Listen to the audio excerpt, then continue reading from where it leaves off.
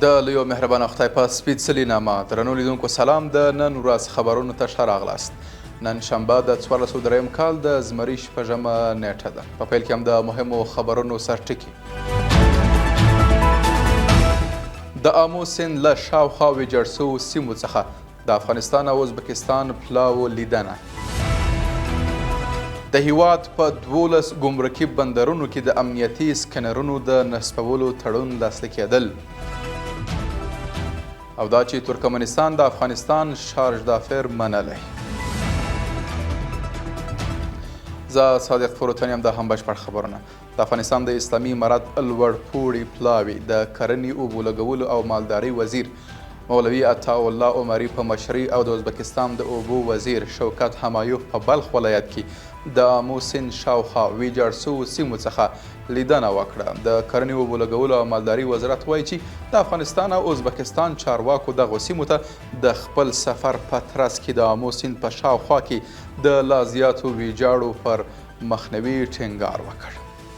له یو خصوصي شرکت سره د هیواد په 12 ګمرکونو کې د 114 میلیونو 300,000 امریکایي ډالرو په ارزښت د سکنرونو د نصبولو پروژې تړون لاسلیک شو چې چارې به د 2 کلونو په موده کې بشپړې او په مستقیم او غیر مستقیم ډول به پکې 2000 کسانو ته د کار زمینه برابره سي.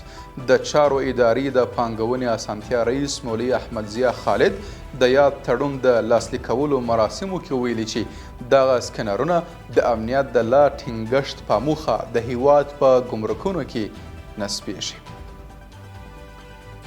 او په یو بل خبر کې د هند د بهرنیو چارو وزارت ویاند رندهیر جیسوال یوې خبري غونډه کې اعلان کړی چې هیواد افغانانو ته ویزو ورکړه پیلوي او هند ته د افغانانو سفر کول اسانه کیږي.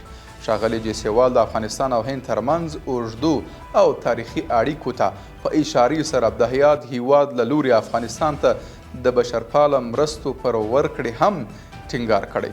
د نوموړي په وینا چې د هند دولت دغه پریکړه د دوه اړخیزو همکاریو د پراختیا او د افغانستان له خلکو څخه د ملاتړ په موخه کړې ده. او په پای کې د بهرنیو چارو وزارت ویاند عبدالقهار بلخي په یوه خبرپاڼه کې ویلي چې ترکمنستان فضل محمد صابر په یاد هیواد کې د اسلامي امارت د شارژ دافر په توګه منلی. نوموړي زیاته کړې د ترکمنستان د وزیرانو شورا مرستیال او د بهرنیو چارو وزیر رشید مرادوف فضل محمد صابر د افغانستان اسلامي امارت د سفارت د شارژ دافر په توګه منلی دی. په دې اړه جوړ شوو مراسمو کې رشید مرادوف ویلي چې ترکمنستان او افغانستان د سترو پروژو پیل کول په پلان کې لري، نو ځکه د ډیپلوماتیکو اړیکو کچې لوړول اړین ګام دی.